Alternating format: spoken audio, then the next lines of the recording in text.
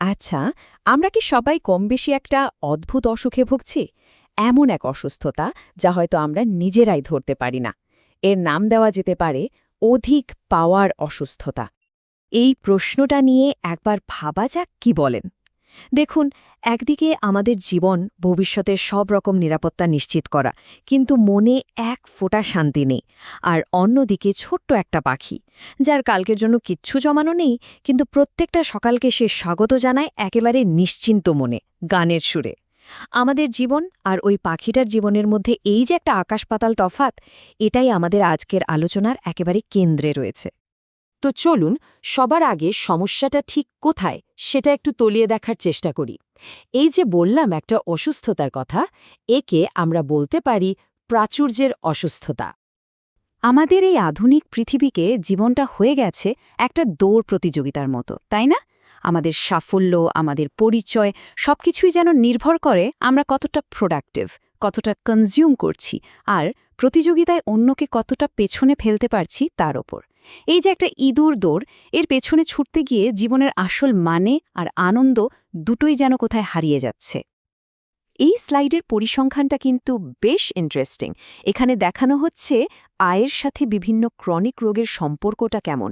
এটা ঠিক যে যাদের আয় কম তাদের মধ্যে হৃদরোগ বা ডায়াবেটিসের মতো রোগের হার কিছুটা বেশি, কিন্তু একটা জিনিস খেয়াল করুন, যাদের আয় বছরে $1,00,000-এরও বেশি তারাও কিন্তু এসব রোগ থেকে পুরোপুরি মুক্ত নন। তার মানে কি দাঁড়ালো? একটা বিষয় তো পরিষ্কার, শুধু টাকা পয়সা বা বস্তুগত নিরাপত্তা জীবনের সব সমস্যার সমাধান করে দিতে পারে না। মনোবিজ্ঞানে এর জন্য একটা বেশ ভারী শব্দ আছে, হেডনিক অ্যাডাপ্টেশন। সহজ কথায় বলি, ধরুন একটা নতুন গাড়ি কেনা হলো বা খুব দামি একটা ফোন। প্রথম কিছুদিন দারুণ আনন্দ হয়, তাই না? কিন্তু খুব তাড়াতাড়ি সেই আনন্দটা চলে যায়, ব্যাপারটা গা শোয়া হয়ে যায়। তখন আরও নতুন কিছু লাগে, আরও বড় কিছু। ঠিক যেন একটা ট্রেডমিলে দৌড়াচ্ছি আমরা, ঘাম ঝরছে, কষ্ট হচ্ছে, কিন্তু এগোনো হচ্ছে না এক পাও।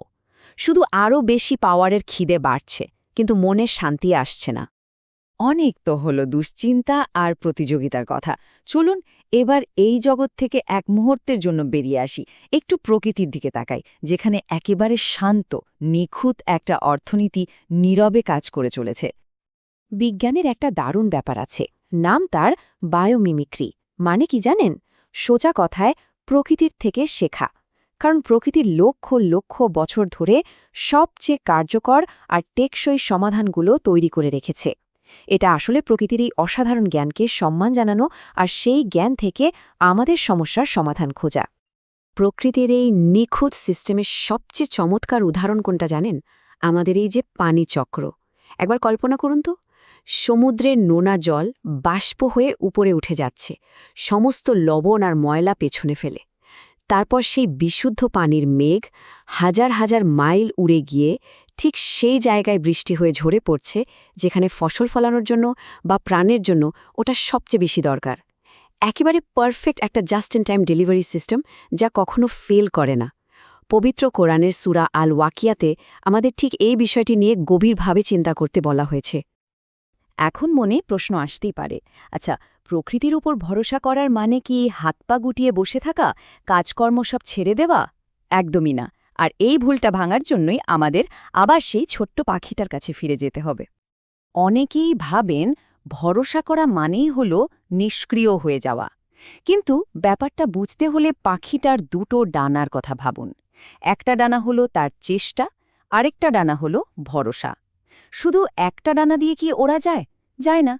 ভরসা মানে নীরের ভেতর বসে থাকা নয়, ভরসা মানে হলো খাবারের খোঁজে ডানা মেলে দেওয়া।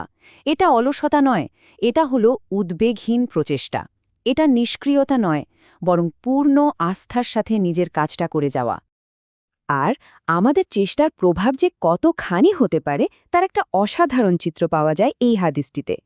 মানে আমাদের ভালো কাজের ফল শুধু আমরাই পাই না, পুরো ইকোসিস্টেম, পুরো পারিপার্শ্বিক ব্যবস্থা এর থেকে উপকৃত হয়।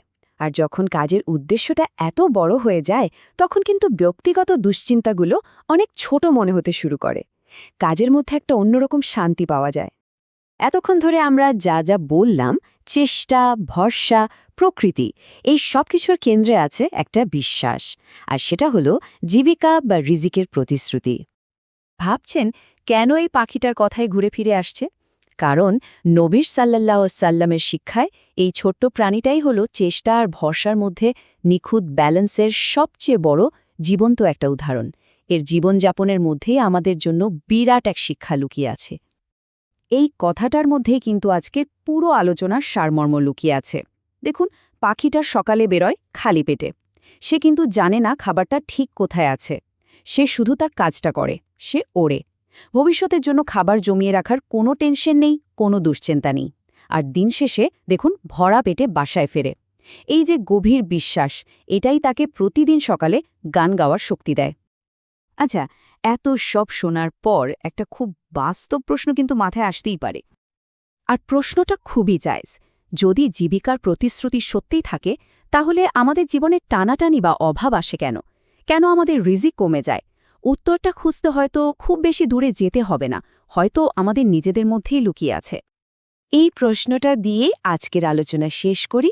ভাবুন তো, আমাদের রিজিক যদি একটা বালতিতে রাখা পানির মতো হয়, আর সেই বালতিতে যদি একটা ফুটো থাকে, আমাদের নিজেদের কোনো ভুল, কোনো অপচয় বা অকৃতজ্ঞতা কি আমাদের প্রাপ্তির পাত্রে সেই ফুটোটা তৈরি করছে? এই ইন্ট্রিগিং প্রশ্নটার উত্তর খোঁজার চেষ্টা করব আমরা পরের পর্বে।